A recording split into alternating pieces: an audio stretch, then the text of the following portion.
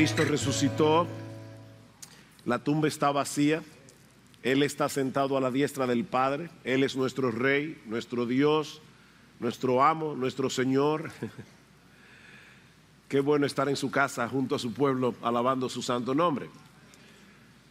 Pero ciertamente, hermanos, cuando lleguemos a la gloria y estemos todos juntos, de todo pueblo, toda tribu, lengua, nación, qué glorioso será poder alabar todos juntos al Cordero. Y hoy tuvimos un pequeñito ensayo al tener aquí hermanos de México, de Colombia, de Chile, de República Dominicana, de Cuba, de Estados Unidos, de Puerto Rico.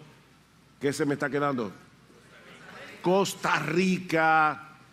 Wow, gracias al Señor que tenemos la oportunidad de poder alabar juntos en esta mañana al pueblo de Dios. Yo les pido por favor que vayan conmigo a segunda a los Corintios, pero esta vez no al capítulo 1, sino al capítulo 12. Segunda a los Corintios, capítulo 12.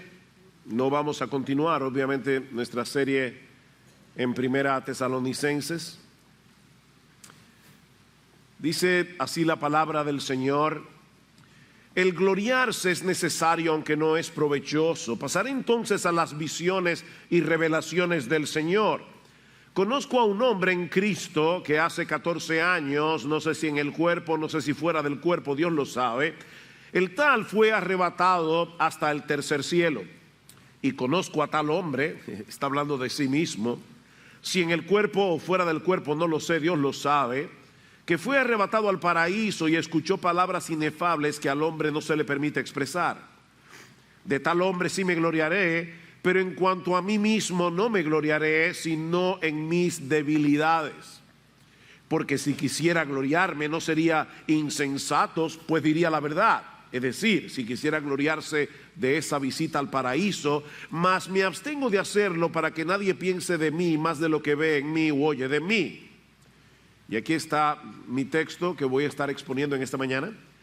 Y dada la extraordinaria grandeza de las revelaciones, por esta razón, para impedir que me enalteciera, me fue dada una espina en la carne, un mensajero de Satanás que me abofetee para que no me enaltezca.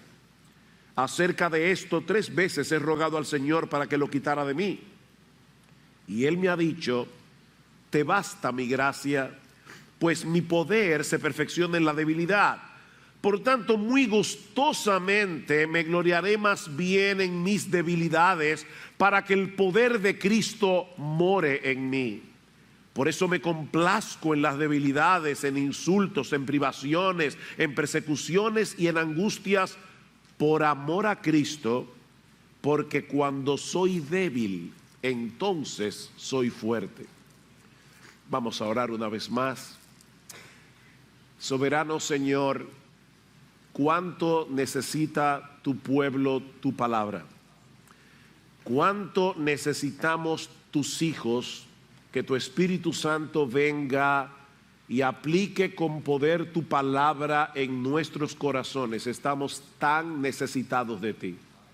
Seguramente en medio nuestro hay hermanos cansados, agotados en la carrera, hermanos que están abatidos a través de diversas dificultades, tribulaciones, aflicciones. Pastores que están en medio nuestro debido al intensivo pastoral. Cuánto necesitamos, oh Señor, todos nosotros, que tú nos ministres en esta mañana.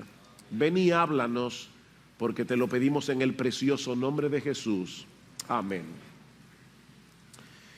Yo supongo que algunos aquí, o probablemente muchos aquí, alguna vez han pensado que de no ser por algunas limitaciones, pudieran servir mejor, pudieran ser más útiles en el reino de Dios. ¿Has pensado eso alguna vez? Óyeme, si yo no tuviera este problema, tal vez si yo hubiera tenido una mejor educación académica, o si yo tuviera una mejor salud, o si yo tuviera una mejor memoria, o si yo tuviera en general mejores circunstancias en mi vida, yo pudiera ser más efectivo en mi servicio al Señor y a su iglesia. Mi hermano, mi hermana, ¿alguna vez tú has pensado así? O tal vez estás aquí hoy en la mañana pensando así. Esa forma de pensar no solamente surge de nuestro pecado, de nuestra percepción de las cosas, sino que también es alimentada por el mundo, que tiende a admirar a todas esas personas que, a pesar de muchas dificultades, que tienen que vencer muchos problemas, logran grandes cosas. Nos fascinan esas historias, ¿verdad? El individuo que, siendo pobre y en circunstancias bien difíciles, logran cosas extraordinarias, descansando únicamente en sus propias capacidades y en su propia determinación. Hasta hacen películas sobre ese tipo de cosas. Me acuerdo cuando nuestros hijos estaban pequeños, que vimos una película llamada Rudy, de un muchacho pequeño que quería jugar fútbol americano en el equipo de la Universidad de Notre Dame, y todo lo que ese individuo pasa, toda la película, para que en los últimos 15 minutos lo metan en el juego. Nos encantan esas historias de autoayuda. Pero según la enseñanza de Pablo en este pasaje, es más bien nuestro sentido de insuficiencia, son nuestras debilidades la clave para ser útiles en el reino de Dios. Te lo voy a repetir otra vez porque eso es antiintuitivo. Son nuestras limitaciones, es nuestro sentido de insuficiencia, son nuestras debilidades la clave para ser útiles en el reino de Dios. Pablo está contrastando aquí su ministerio con el de los falsos maestros. Si leemos toda la carta de 2 a los Corintios nos vamos a dar cuenta. Los falsos maestros se gloriaban en sus capacidades, en sus personalidades carismáticas, en sus experiencias extraordinarias, y veían a Pablo con menosprecio y decía: Pablo es fuerte en sus cartas, pero su presencia es menospreciable. Pablo es un individuo débil. Y dice Pablo al final: sí, tienen razón, pero ahí es precisamente donde yo me glorío. Yo me glorío en mi debilidad, y no porque no haya tenido experiencias inusuales. Y ahí es que Pablo cita la extraña, la inusual experiencia que tuvo, donde Dios lo arrebató. Dice él: si en el cuerpo no lo sé, si fuera del cuerpo no lo sé. Él mismo no puede explicar exactamente cómo sucedió eso, pero él dice: si vamos a hablar de experiencias extraordinarias, Dios me arrebató al paraíso, Dios me arrebató hasta el tercer cielo, donde yo escuché palabras inefables. Esa palabra dominguera lo que significa es: lo que yo vi no lo puedo relatar, no lo puedo narrar. De hecho, a mí no se me dio permiso para yo poder compartir lo que yo vi, lo que yo escuché, lo que yo experimenté en el paraíso. Hoy día hay individuos que suben, van al cielo, escriben libros, se hacen famosos. Pablo dice: no, en el caso mío, a mí Dios no me permitió hablar de eso. La única razón por la que Pablo hace mención de esa extraña visita al paraíso, que le había sucedido 14 años atrás y que él nunca había mencionado, la única razón era poder poner en contexto el aguijón en la carne que Dios le había dado para que él no se enalteciera. Él quería que la gente entendiera por qué Dios le dio un aguijón, y dice 2 veces en el versículo 7: para que no me enaltezca. Literalmente, para que la cabeza no se me ponga grande, Dios me dio un aguijón. En otras palabras, Pablo no está descansando en ese tipo de experiencias extraordinarias para probar la genuinidad de su ministerio. Eso no es necesario. Pastores que están aquí, no quieran, no deseen pasar por experiencias extraordinarias para probar que ustedes verdaderamente son hombres de Dios. Pablo dice, eso no es necesario.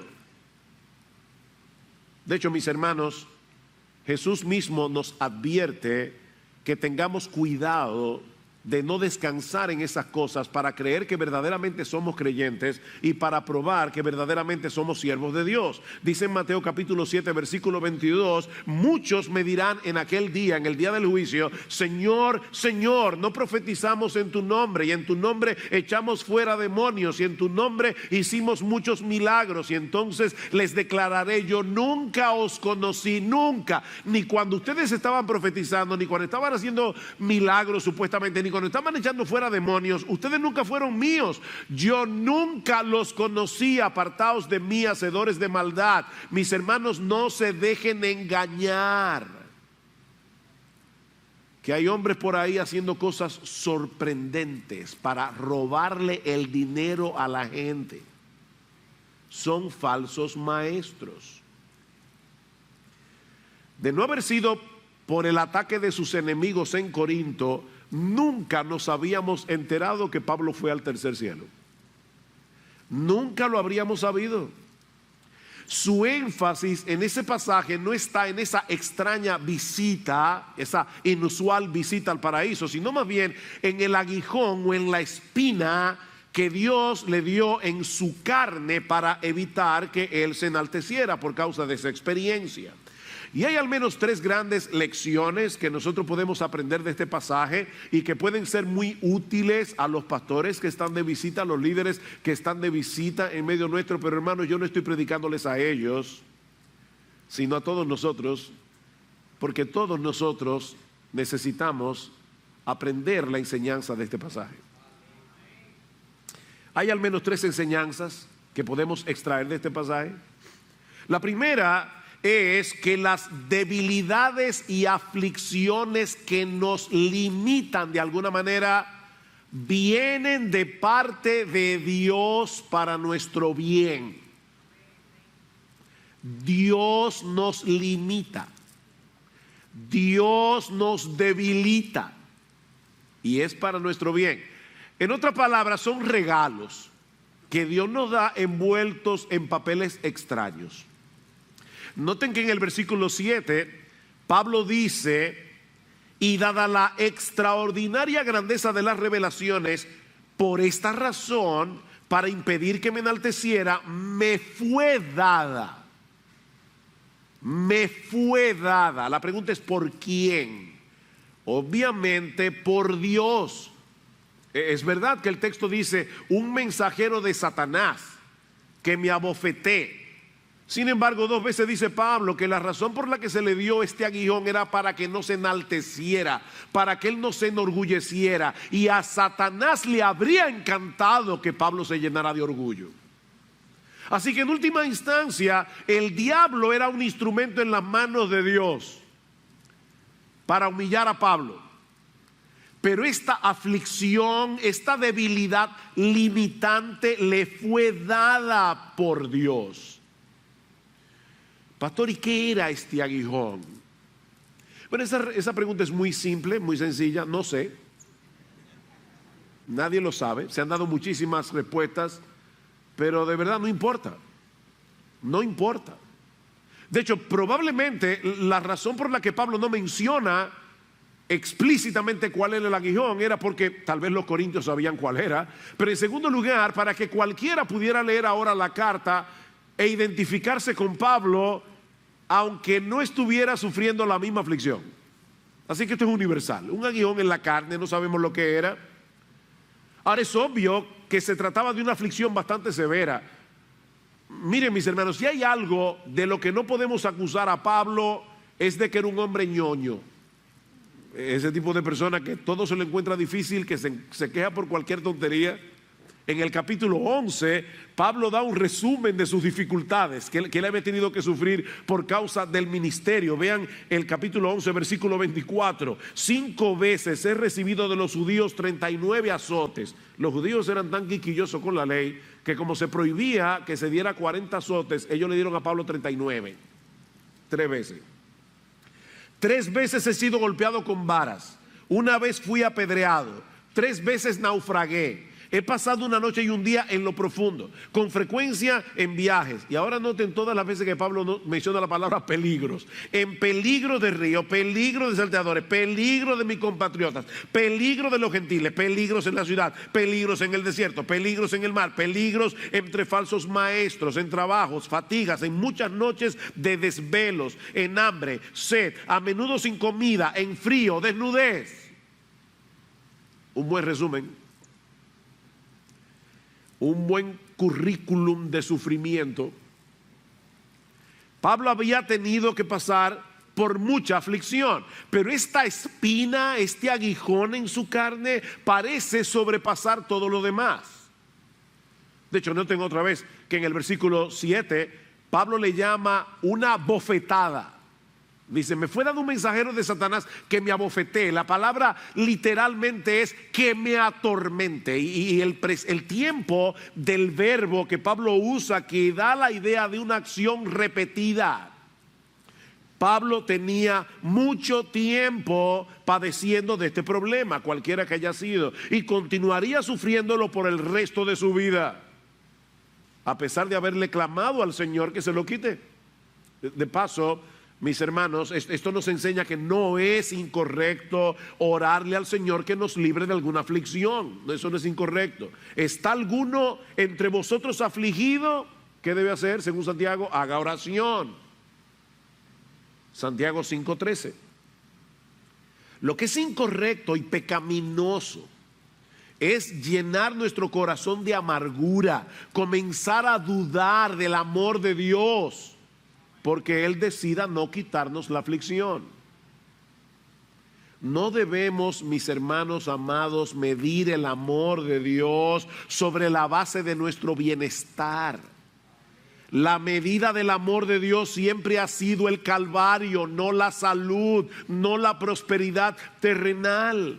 Sí debemos orar cuando estamos en medio de una situación aflictiva, pero debemos hacerlo con la misma actitud de Jesús en el huerto de Getsemaní. Padre, si es posible que pase de mí esta copa, pero que no se haga mi voluntad, sino la tuya. Porque Jesús sabía que la voluntad de Dios, cualquiera que sea, es buena, es agradable y es perfecta, aunque nos duela. La voluntad de Dios es buena, es agradable, es perfecta. Este aguijón fue el medio que el Señor usó para mantener a Pablo en humildad, a pesar de que de alguna manera que tampoco entendemos, un agente satánico estuvo envuelto en el asunto. Algunos sugieren, como dice, un mensajero de Satanás. Algunos sugieren que era Dios afligiéndolo con algún tipo de enfermedad y el diablo diciéndole, Pablo, tú ves que Dios no te ama, tú le sirves, eres un misionero, tú tal vez serías más útil si Dios te quitara ese aguijón, y ese mensajero del diablo estaba ahí, tiquiti, tiquiti, tiquiti. Es posible.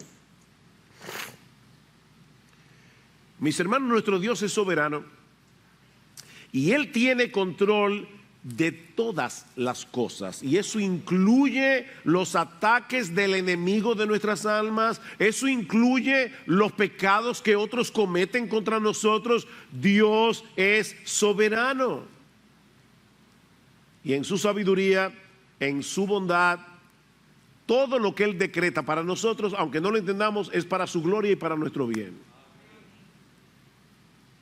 Así que noten que en un mismo suceso el diablo y Dios estaban envueltos. Dios está tratando de hacer algo en la vida de Pablo y el diablo también. Yo no sé si ustedes se dieron cuenta del contraste, porque honestamente yo no lo había visto hasta esta semana, y he leído ese pasaje un montón de veces. Eso es lo bueno de la Biblia, es un pozo sin fondo. Pablo está diciendo en el principio del pasaje, Dios me permitió ir al tercer cielo, y luego dice que le enviaron un mensajero desde el infierno. ¿Qué contraste? Comienza en el cielo y a la mitad un mensajero de Satanás. Un mensajero desde el infierno. Qué extraña es la vida, ¿verdad? La vida del creyente. Qué paradójica. Dios y el diablo obrando juntos con dos propósitos muy diferentes. Y nosotros no somos ni títeres de Dios ni títeres del diablo. Dios está tratando de hacer algo en tu vida, el diablo está tratando de hacer algo muy diferente y tú, en medio de la situación, no eres un títere. Nosotros somos responsables de reaccionar piadosamente, somos responsables de reaccionar sabiamente en medio de la providencia aflictiva, y eso nos lleva a nuestro segundo encabezado. Debemos aceptar gustosamente, no con resignación. Debemos aceptar gustosamente las limitaciones que Dios trae a nuestras vidas, porque Él será glorificado en nuestra debilidad. Para que no se distraigan, déjenme repetir otra vez. Cuando vienen esas limitaciones, vienen esas aflicciones, debemos aceptarlas gustosamente, no porque seamos masoquistas, no porque nos guste sufrir, no, a nadie le gusta sufrir, sino porque sabemos que Dios será glorificado, Cristo será glorificado en nuestra debilidad. Pablo le había pedido al Señor al menos en 3 ocasiones que lo libre de este aguijón. Y algunos comentaristas presuponen que Pablo se refiere a 3 ocasiones específicas en las que él percibió en una forma muy aguda el impacto debilitante de esta espina o de este aguijón en su carne. Pero como sucedió con el Señor en el huerto de Getsemaní, Dios tomó la decisión de fortalecerlo, pero no de librarlo. ¿Ven?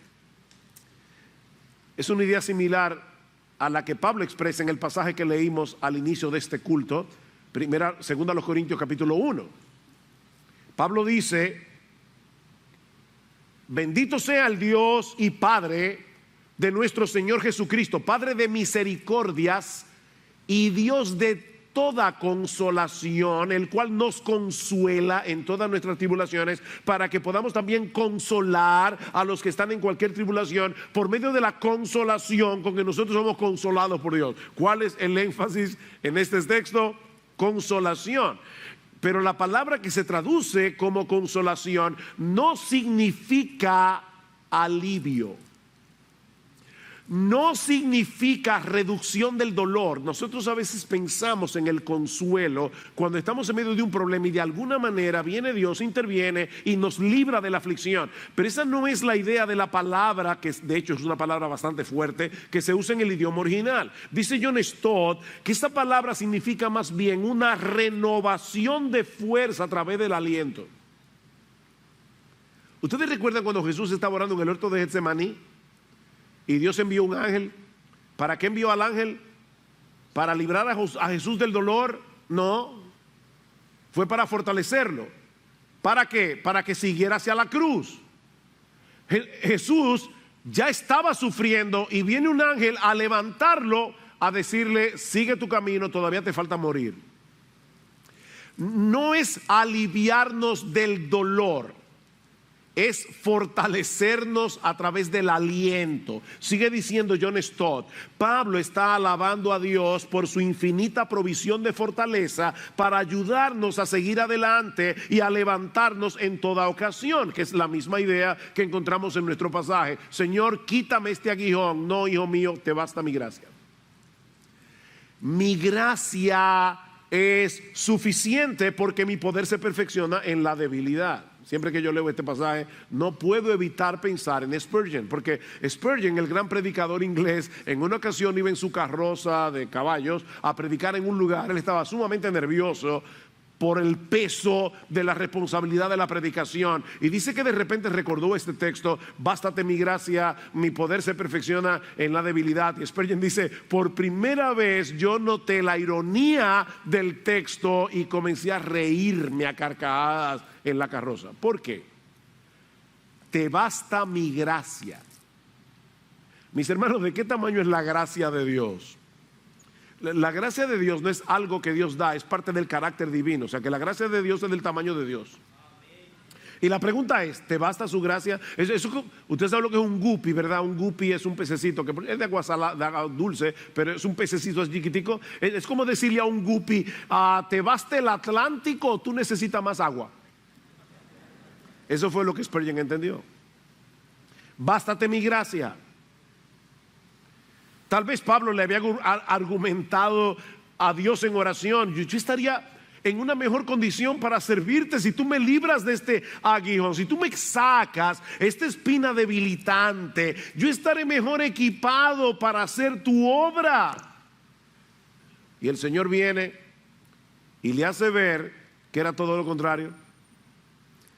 No, Pablo, esa limitación es la clave de tu utilidad.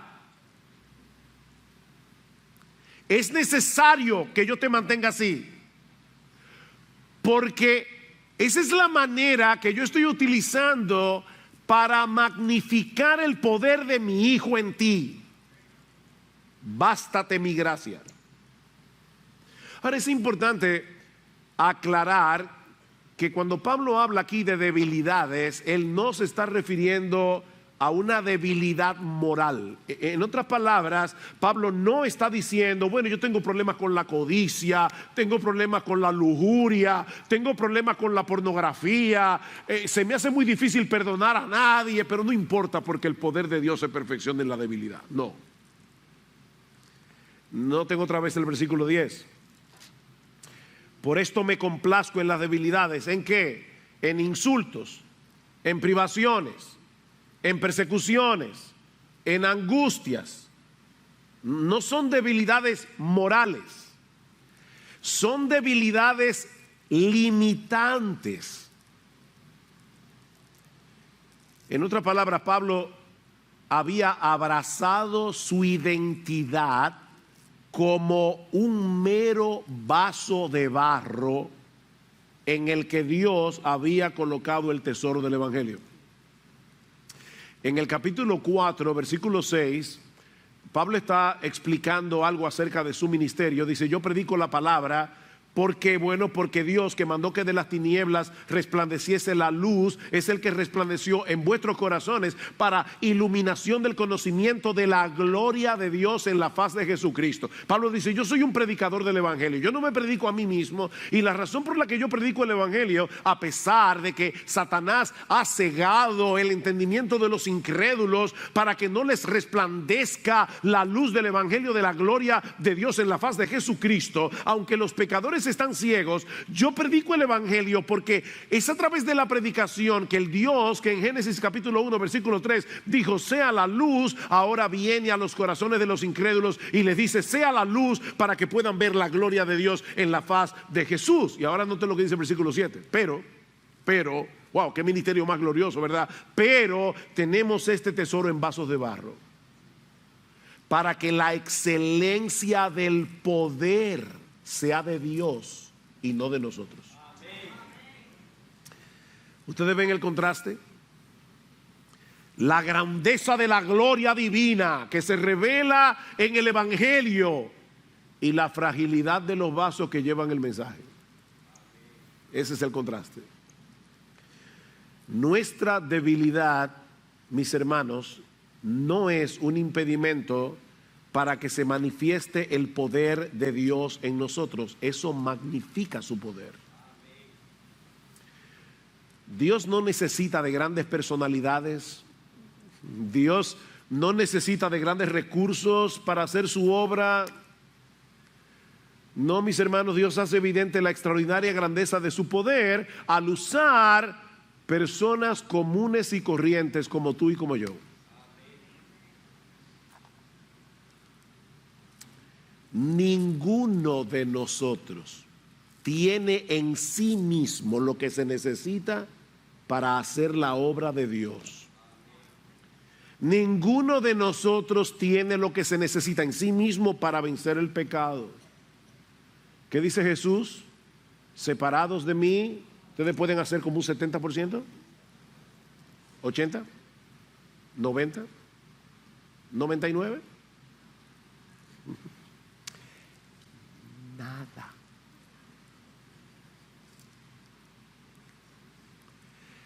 separados de mí, nada. Nosotros somos un ejército de nadas. Tú eres nada, nada, nada. El problema es que todos tenemos la tendencia a confiar en nosotros mismos. Ese es el problema. Y Dios en su bondad se encarga de recordarnos lo que somos a través de esos aguijones que nos debilitan, nos limitan, para que dependamos enteramente de Él. ¿Recuerdan lo que Miguel leyó en el capítulo 1 otra vez de 2 Corintios? Pablo dice, miren, ustedes no ignoran que cuando estuvimos en Asia, fuimos abrumados de tal manera que hasta perdimos la esperanza de conservar la vida. Teníamos sentencia de muerte, dice Pablo, a fin de que no confiáramos en nosotros mismos, sino en Dios que resucita a los muertos. Dios, en esa aflicción en Asia, estaba destruyendo la confianza de Pablo, porque su poder se perfecciona en nuestra debilidad. Hermanos, es cuando estamos conscientes de nuestras deficiencias que clamamos desde lo más profundo de nuestro corazón por la asistencia de Dios. Y entonces Dios magnifica su gracia en nosotros y a través de nosotros. De ahí la sorprendente, extraña, inusual reacción de Pablo. ¿Cómo reaccionó Pablo ante estas limitaciones, debilidades, aflicciones en su carne, cuando Dios les reveló el propósito, como te lo está diciendo hoy a ti y a ti y a ti y a ti hoy en la mañana a través de su palabra? ¿Cómo reaccionó Pablo? En vez de llenarse de resentimiento contra Dios, de amargura, de depresión por limitarlo de esa manera, Pablo le da la bienvenida. Él aceptó gustosamente ser debilitado. En el versículo 30 del capítulo 11, Pablo dice que si tiene que gloriarse de algo, dice, me gloriaré en mis debilidades. En el versículo 9 del capítulo 12 dice, muy gustosamente me gloriaré en mis debilidades, para que el poder de Cristo more en mí, o para que el poder de Cristo haga su residencia en mí. Y luego en el versículo 10 del capítulo 12 dice, me complazco en mis debilidades. Ustedes están viendo cómo me glorío, me gozo, para usar una palabra que está de moda, lo recibo. Me complazco. ¿Saben lo que significa esa palabra? Significa estar satisfecho, gozarse, aceptar con agrado, preferir, disfrutar. Pablo está diciendo, bienvenidas sean todas estas aflicciones. No porque me gozo en el dolor, no, sino porque cuando soy débil, entonces soy fuerte. Esa conexión es importante. ¿Cuándo entonces?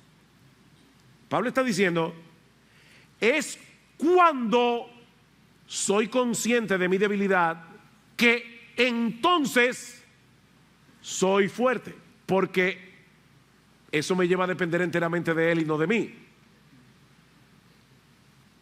Vamos a ver el texto a la inversa. Cuando yo creo que soy fuerte, ahí es que yo soy débil.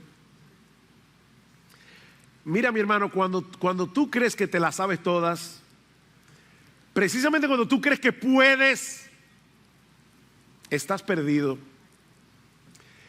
Cuando soy fuerte, entonces soy débil. Lo puedes citar al revés. Pero cuando soy débil, entonces soy fuerte.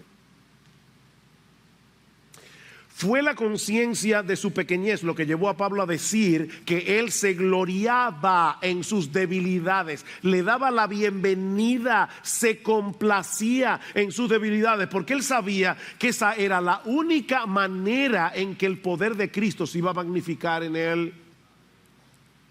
Mi hermano, déjame hacerte una pregunta. Cuando tú te levantas por la mañana, tú eres esposo, tú eres padre, trabajas en una empresa o en cualquier lugar, tú te levantas con esa conciencia, Señor, Yo tengo hoy que amar a mi esposa como Cristo amó a la iglesia. Señor, yo hoy tengo que criar a mis hijos en la disciplina y amonestación del Señor sin provocarnos a ira. Señor, hoy yo debo ir a mi trabajo y hacer las cosas no como para los hombres, sino para ti. Pero Señor, yo no puedo. Tú tienes esa conciencia desde que tú abres los ojos por la mañana. Señor, yo no puedo. Hoy yo voy a tener un montón de tentaciones y yo no puedo con ningunas. Por favor, ayúdame. Esposas, ¿ustedes creen que ustedes se van a someter a sus maridos sin la ayuda del Señor? ¿Como a Cristo? Hijos, jóvenes, niños, yo sé que someterse a los padres es difícil, porque yo también fui niño, yo también fui joven. Yo sé lo duro que es que te digan que no, yo lo sé. Pero jóvenes, niños, ustedes cuando se levantan por la mañana, si tú profesas ser cristiano, tú dices, oh Padre, yo tengo que someterme hoy a mis padres terrenales y yo sé que me va a ser difícil. Por favor, Señor Jesús, ayúdame.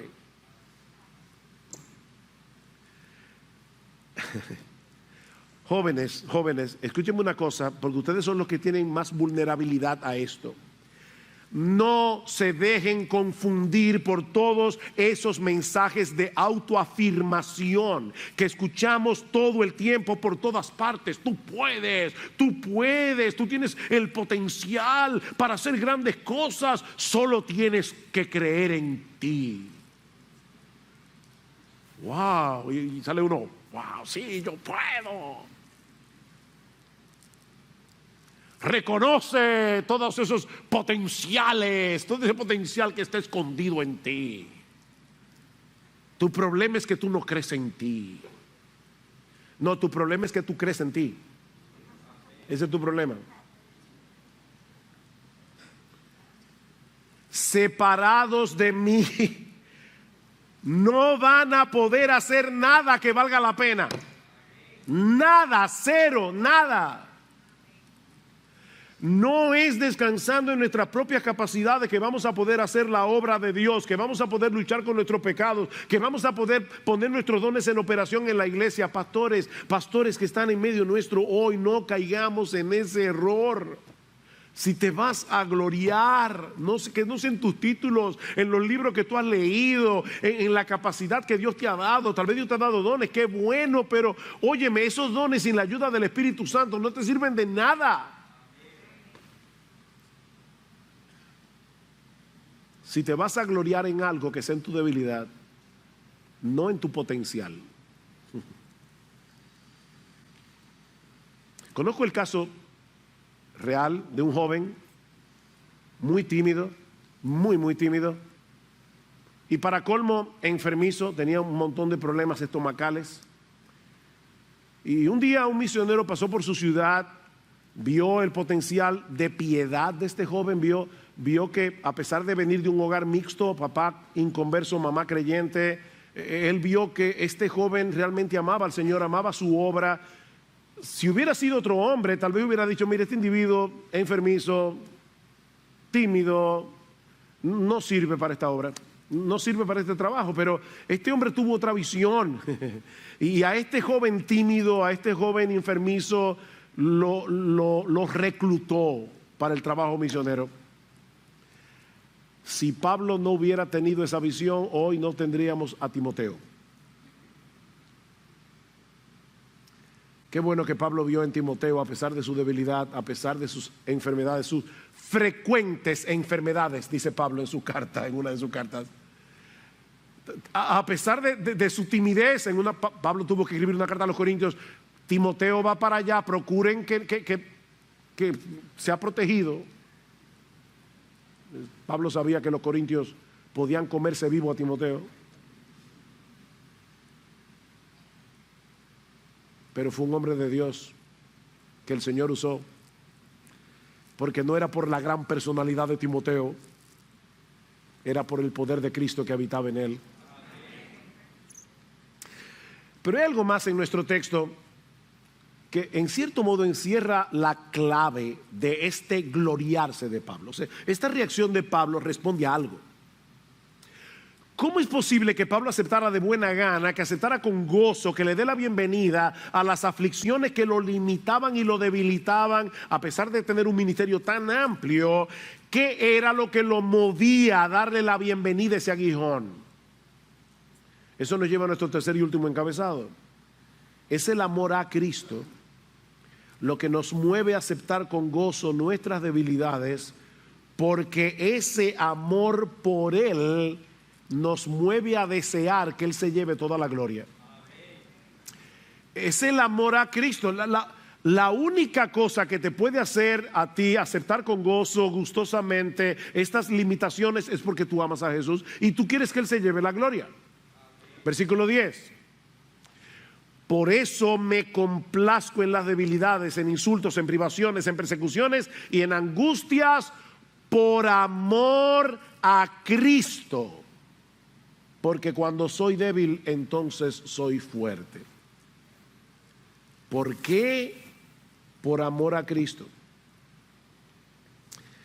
Todas esas cosas que Pablo había estado padeciendo habían venido sobre él por causa de su amor por Cristo. Y era ese mismo amor a Cristo lo que lo llevaba a abrazar con gozo esas aflicciones que lo limitaban, porque de esa manera se hacía más evidente el poder de Cristo actuando en él.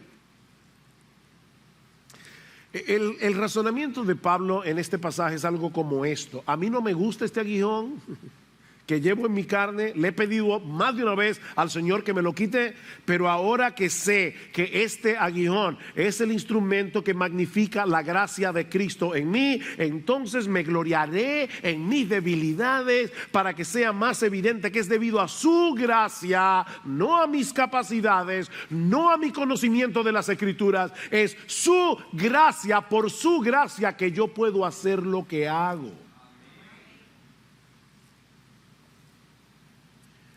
Nosotros hacemos la obra y Cristo se lleva la gloria.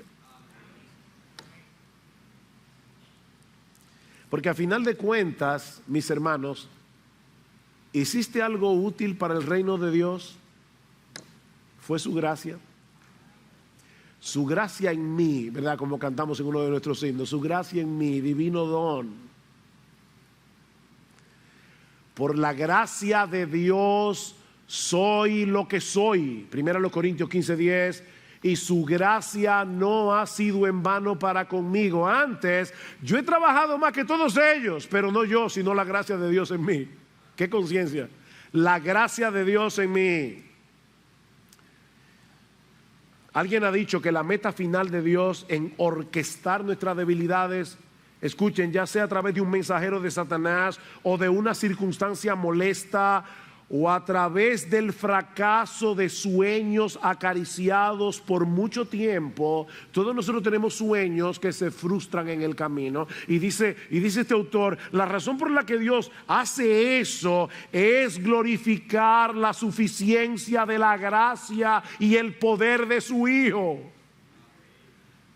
No logré lo que quería, se me frustró mi sueño, pero yo tengo a Jesús. Y eso es suficiente. Cuando es el amor a Cristo lo que nos domina y no nuestro amor propio, vamos a reaccionar adecuadamente ante la conciencia de nuestras propias limitaciones, porque Él hará evidente el poder de Cristo en nuestra debilidad, y de esa manera Cristo llevará la gloria, no nosotros. John Piper lo dice de esta manera: la más profunda necesidad que tú y yo tenemos en la debilidad y en la adversidad no es obtener un alivio rápido, sino una confianza bien cimentada de que las cosas que nos pasan forman parte del más grande propósito en el universo. Wow, ¿y cuál es ese gran propósito del universo? La glorificación de la gracia y el poder de su Hijo. Esa gracia y ese poder que lo llevaron a la cruz y lo mantuvieron allí hasta que la obra de amor fue consumada. Eso es lo que Dios, dice Piper, está construyendo en nuestras vidas. Ese es el significado de las debilidades, los insultos, las dificultades, las persecuciones y las calamidades que llegan a nuestras vidas por la providencia de Dios. Dios está procurando que solo Jesús sea exaltado. ¿Tú te acuerdas cuando tú te convertiste? ¿Qué fue lo que Dios usó para llevarte a los pies de Jesús en arrepentimiento y fe? Bueno, tú le pediste que te salve cuando te diste cuenta que tú no podías salvarte a ti mismo. O sea, Dios tuvo que hacerte ver tu impotencia para Él poder venir a rescatarte. De esa manera tú recibes la bendición y Él la gloria. Bueno, mi hermano, mira, es así como funciona toda la vida cristiana, no solo la conversión. De eso se trata. En cada paso de avance en nuestro crecimiento espiritual, en cada cosa que hagamos para la edificación del reino, no podemos. La misma actitud que te llevó a depender de Cristo para ser salvo, debes mantenerla día tras día para ser cada vez más santo y para ser cada vez más útil. La vida cristiana avanza como comenzó. No es que tú te conviertes en tu impotencia y ya luego eres empoderado. No. El problema es que el pecado todavía mora en nosotros y nos lleva a creer que somos suficientes, que podemos actuar en independencia y por eso tratamos de hacer las cosas en nuestras propias fuerzas. Somos tan ignorantes que creemos que podemos hacer lo que realmente no podemos hacer. Pero Dios es tan bueno, tan sabio, que Él se encarga de usar aflicciones limitantes para aplastar ese sentido de autoconfianza y para llevarnos a experimentar la realidad de que Él es capaz, oye esto hermano, Él es capaz de multiplicar las fuerzas del que no tiene ninguna. Isaías 40:29. O sea, Él no necesita que haya un poco de fuerza para poder multiplicarla, para aumentar lo que hay. No, es que Él no necesita que haya. Él puede aumentar el vigor donde no hay absolutamente nada. Él multiplica las fuerzas del que no tiene ninguna. Él llama a las cosas que no son como si fueran. Romanos 4:17. Pero es el amor a Cristo lo que nos mueve a darle la bienvenida a esas aflicciones limitantes y debilitadoras que vienen a nuestra vida, para que el poder, ese poder todopoderoso de la gracia de Jesús, se haga evidente en nuestra vida. Y la gente nos diga: wow, qué bien lo hace fulano, qué bien lo hace fulana. No, qué bien lo hace Jesús. Yo recuerdo hace muchos años que estaba leyendo una biografía de un hombre que yo admiro mucho, un hombre del pasado, y yo iba leyendo la biografía y decía: wow, pero qué hombre más extraordinario. Y un día el Espíritu Santo me convenció de pecado. Y yo dije: pero ¿cómo que qué hombre? Y de repente seguí leyendo la biografía y dice: wow, qué Dios, que puede tomar una basura que va camino al infierno, un gusano del polvo, y hacerlo útil para el reino de Dios. ¡Qué Dios tenemos! Así que mi hermano, mi hermana, no te quedes ahí postrado lamentando tu debilidad, lamentando tus limitaciones. Abraza con gozo esa conciencia de pequeñez. Abraza con gozo esa insuficiencia que te mantendrá de rodillas en dependencia de tu Señor, mientras pones tus dones en operación para la gloria de tu redención, en la edificación de la iglesia y la salvación de los perdidos. Gladys Aylward fue una sirvienta que servía en la casa de un individuo muy rico, y ella siempre deseó ir a la China de misionera. Era una criada y ella aprovechaba la biblioteca que tenía este hombre y leía, se preparaba ella sola.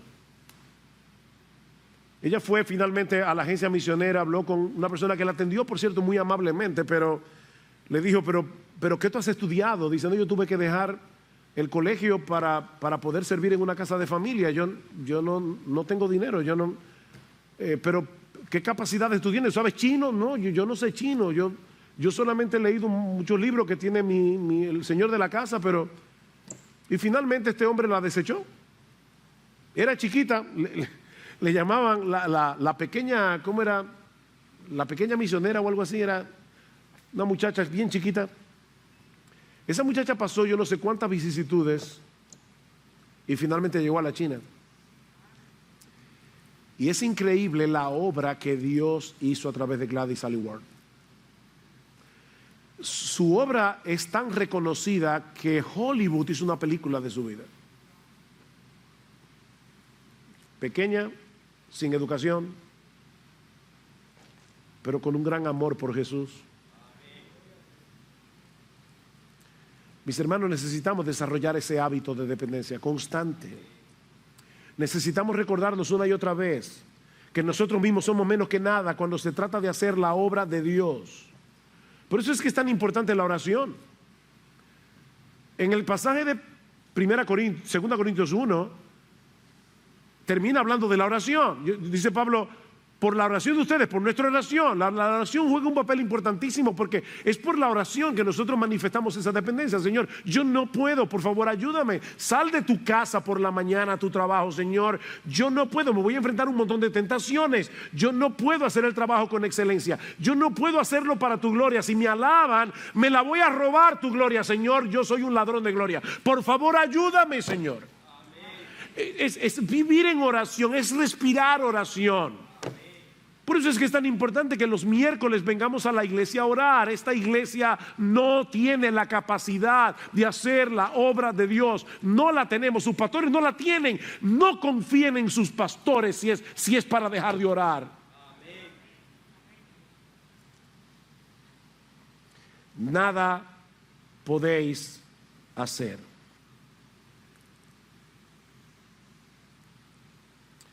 Separados de Cristo somos un cero a la izquierda. Pero mire, mis hermanos, como yo decía ahorita, un ejército de nadas no puede hacer nada. Pero cuando todas esas nadas se amparan en el Todopoderoso, las puertas del Hades no pueden frenar el avance de los ejércitos del Dios vivo. Las murallas pueden ser tan grandes como las de Jericó. ¿Y saben qué? Se caerán si gritamos en el nombre de Dios. No hay muralla que resiste ese poder. Así que el punto de este pasaje no es que nos quedemos postrados lamentando nuestras propias limitaciones y debilidades. No.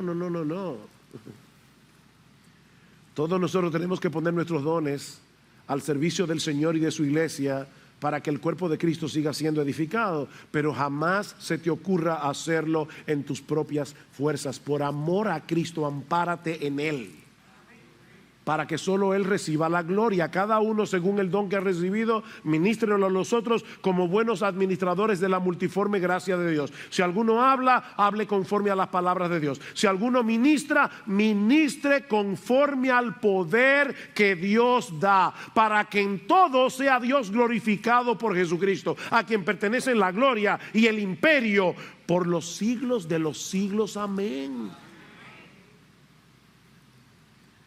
Y si tú estás aquí sin Cristo, mi amigo, yo quiero invitarte en esta mañana a que aceptes el hecho de que es imposible, absolutamente imposible, salvarte por ti mismo. Que reconozcas tu impotencia. La Biblia dice que la salvación se obtiene únicamente por gracia, por medio de la...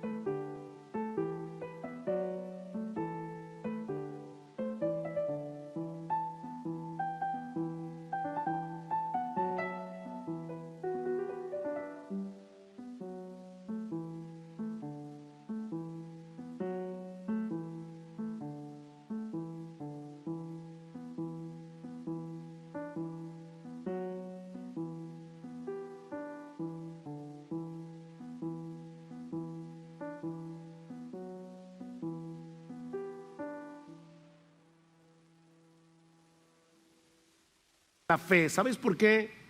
Porque la fe magnifica, glorifica al Salvador, no al que cree. Y Dios diseñó toda la cosa para que su Hijo se lleve toda la gloria.